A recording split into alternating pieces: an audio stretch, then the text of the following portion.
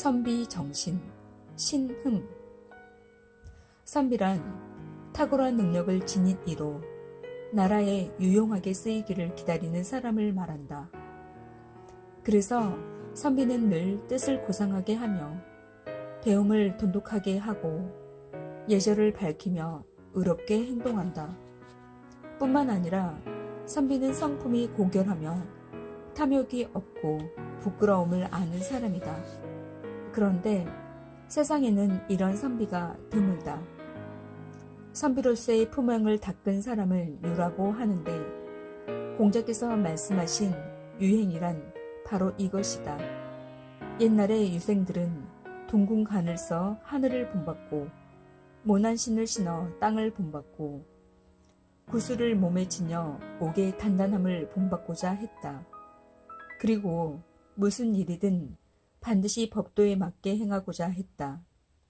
공자와 맹자의 저작가, 주염계와 이정 등의 저술을 읽는 것은 물론이다. 그런데 선비들 가운데는 전국시대 제나라 때 담론을 잘하던 사람들처럼 호방한 변론에 탐닉하기도 하고 모나게 굴지 않으며 그렇다고 해서 정직하지도 않고 예의 범절에 매이지 않으며 방종하게 구는 자도 있다. 이들은 시, 서, 예, 악을 따르지 않고 궤변을 떠들면서 즐겁게 지내기도 한다.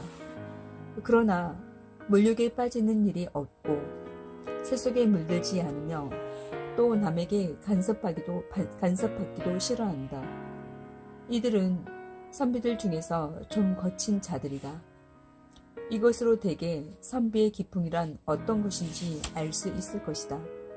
그런데 요새 세상에서 선비라고 뽐내는 자들을 보면 과연 어떠한가? 숭상하는 것은 권세이고 힘쓰는 것은 이익과 명예이며 밝게 아는 것은 시대의 유행이고 좋아하는 것은 담론이고 자랑스럽게 여기는 것은 거칠애이고 잘하는 것이라고는 오직 경쟁뿐이다.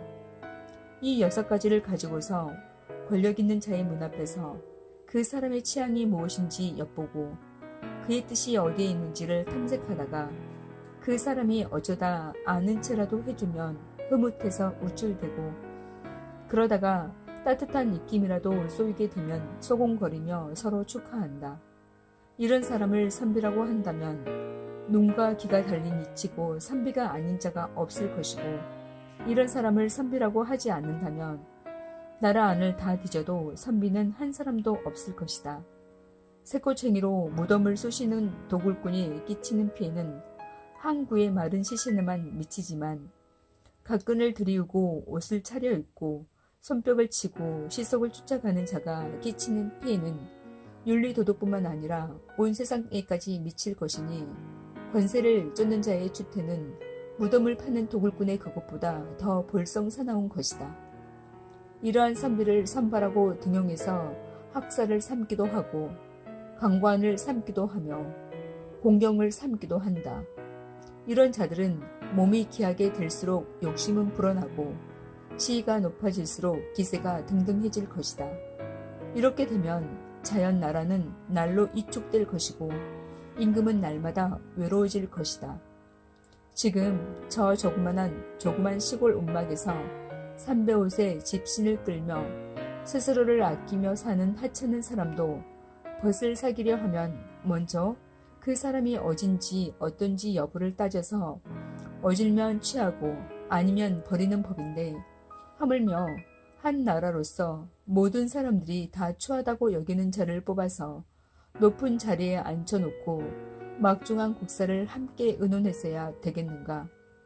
한나라 만렙에 태학생이 3만여 명이었는데 모두 이응과 두밀 같은 사람들이었으니 선비가 이때보다 더 성한 때는 없었다.